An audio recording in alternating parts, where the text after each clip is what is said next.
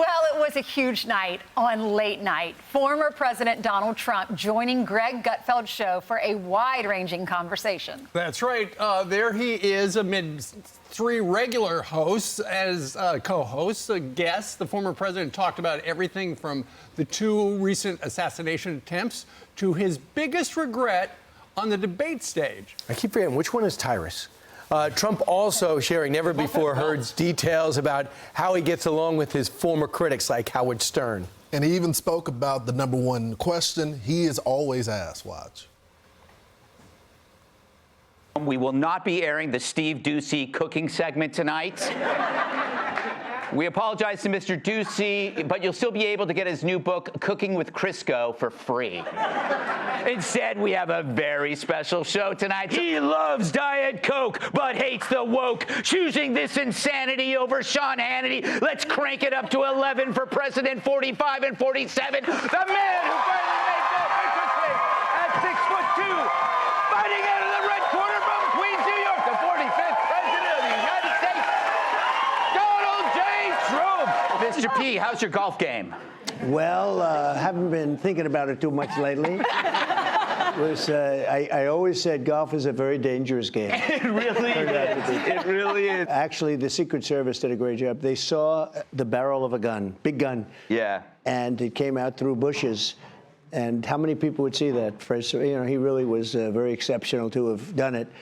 And we've been going through a lot of it. We're getting very good at it, but I don't want to say that too loudly because we don't want to bring any jinxes along, Tyrus. Right? But it's it is. I mean, at least he could have yelled 4. Yeah. It's the most dangerous profession there is. It's always a consequential president that gets shot at. Mm-hmm. And fortunately, so far, I've been very lucky, or something is greater than all of us. Ooh. Every time you're under a bigger threat, the media still blames you even more. Yeah. It's almost as though they don't see their own role in this. What do you make? Have you just basically accepted this as a fact? I think so, yeah. Look, the media is extremely dishonest, extremely corrupt, actually. Look at the debate. I walked off that stage, and I thought I had the best debate. And I was very unfairly treated by the anchor. Mm-hmm. I'm not fans of those guys anymore. I had people telling me that I'm wrong about things where I'm totally right. I was right about just about all of that stuff, that they were correcting me. And I think my only regret is that I wanted to be elegant, and I didn't want to go after the anchors. Mm-hmm. I wish I did, in a way. Yes. Well, that's our job. We took care of him. Mark Burnett, who's a great guy, and, you know, the producer and all. And all of the people from NBC, everybody came up to see me to talk me out of running. They said, it's not possible to win. Nobody's ever done that. I mean, and nobody ever gives up primetime show. It was a big hit. And they wanted to do a 5-year extension. And I said, no, that's actually when I knew I was going to do it. Are there aliens at Area 51? You know, I'll tell you, it's a funny thing, because I think that might be a question that I get more than any question. It is the craziest thing. And they were in the Oval Office, 3 or 4 pilots. These are not people that make up stories. They said, all I know, sir, is there was a round object that was going 4 times faster than my F-22, which is a very fast plane. If you're going to sit in that chair, if you're going to do the Tyrus experience, you have to do it right, because you are the people's champion, Mr. Trump. Wow. And on behalf of all the people of America, this is for us.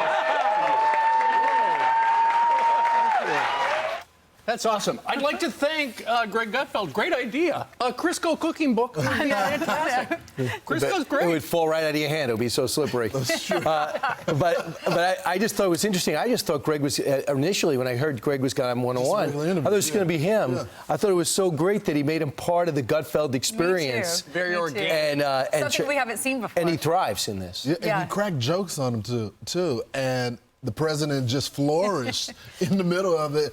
But I think it highlights his greatest asset. When he's with people, he's at his best. When he's talking, communicating, and when people get to meet him, their impression is much different than the publication. And when he smiles, and Greg said he loves Diet Coke and he hates the woke, and Donald Trump just smiles. It's funny seeing him smile, though. Yeah, it is. It is. Right. A couple of things. You know what he announced yesterday? Not only was the first president to ever use Bitcoin to make a purchase, he bought a bunch of hamburgers. He also announced he's going to go to Springfield, Ohio, within the next 2 weeks. Aurora. And Aurora. He's going to go to those places. I think it's going to be big. Well, there still is a big story there, Brian. You know, despite all what's been out there and all that about the conspiracy and all that, there is an illegal immigration problem out there. You just increased their population by 15%. People who don't know the language, who don't know how to drive, and are not required to do driver's education. So they get licenses, they can't read the roads, they don't even know what side of the road to go on. Are you going to tell me that things haven't changed in Springfield? Yeah, the report said that Springfield has a population of 58,000, and then all of a sudden 20,000 Haitian migrants moved into that area. Nothing to see there. You know, I think the analogy was you add 4 million people to New York. Yeah.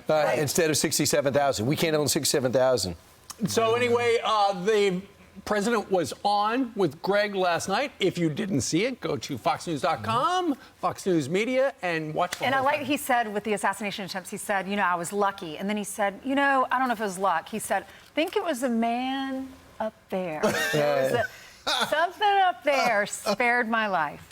I'm Steve Ducey. I'm Brian Kilmeade. And I'm Ainsley Earhart. And click here to subscribe to the Fox News YouTube page to catch our hottest interviews and most compelling analysis.